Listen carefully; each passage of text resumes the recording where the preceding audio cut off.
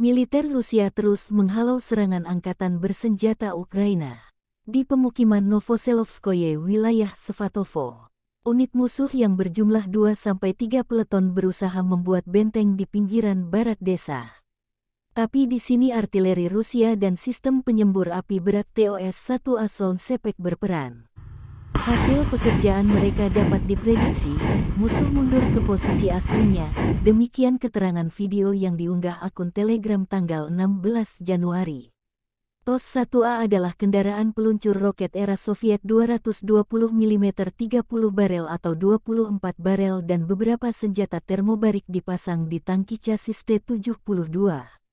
TOS-1A dirancang untuk mengalahkan personil musuh dalam benteng, di daerah yang terbuka, dan kendaraan lapis baja ringan dan transportasi. Secara terpisah, juru bicara militer Kemenhan Rusia Letnan Jenderal Igor Konasenkov pertanggal 16 Januari melansir terjadi kontak senjata di sejumlah wilayah.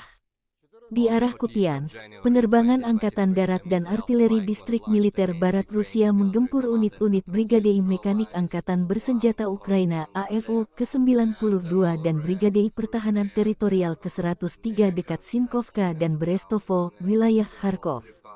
Lebih dari 30 personel Ukraina, 2 kendaraan tempur lapis baja, dan 3 kendaraan bermotor dieliminasi. Di arah Krasny Liman, serangan yang dilancarkan unit artileri distrik militer pusat Rusia menargetkan konsentrasi prajurit Brigade Serangan Lintas Udara ke-95 dan Brigade Pertahanan Teritorial ke-125 dari AFU.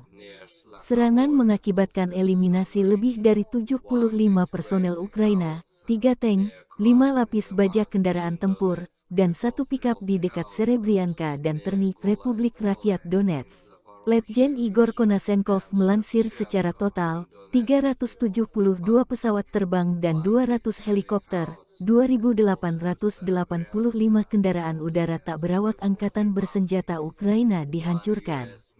Termasuk 401 sistem rudal pertahanan udara, 7.537 tank dan kendaraan tempur lapis baja lainnya, 983 kendaraan tempur yang dilengkapi dengan MLRS. Juga 3.841 meriam dan mortir artileri Medan, serta 8.066 unit khusus peralatan militer dihancurkan selama operasi militer khusus. Dari kubu Kiev, juru bicara staf umum Angkatan Bersenjata Ukraina Oleksandr Stupun memperbarui informasi di garis depan pertanggal 16 Januari. Dalam 24 jam terakhir, militer Rusia melancarkan 2 serangan rudal dan melakukan lebih dari 55 serangan dari sistem salvo roket. Serangan mengenai infrastruktur sipil di wilayah Zaporizhia, Dnipropetrovsk, dan Kherson. Musuh juga menyerang ke arah Bakhmut dan Avdiivka meskipun menderita kerugian prajurit yang signifikan, kata Stupun. Selama sehari terakhir, penerbangan Angkatan Udara Ukraina melakukan 9 serangan di area konsentrasi musuh dan 2 serangan di sarana pertahanan udaranya. Pada saat yang sama, unit pasukan rudal dan artileri Angkatan Pertahanan Ukraina menghantam 1 titik kontrol, 6 area konsentrasi tenaga kerja dan peralatan militer, 1 depot amunisi, dan 1 alat perang radio elektronik musuh.